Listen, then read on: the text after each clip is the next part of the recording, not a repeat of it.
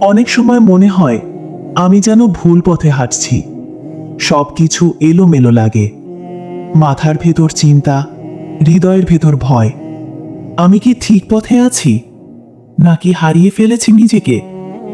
এই প্রশ্নটা যখন হৃদয় থেকে আসে, জানো, তখনই বুঝে নিতে হয় তোমার ভেতর এখনো আলোর খোঁজ বাকি আছে।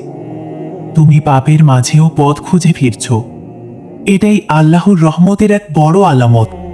কোরআনে আল্লাহ বলেন, যে আল্লাহকে ভয় করে তিনি তার জন্য উত্তরণের পথ করে দেন।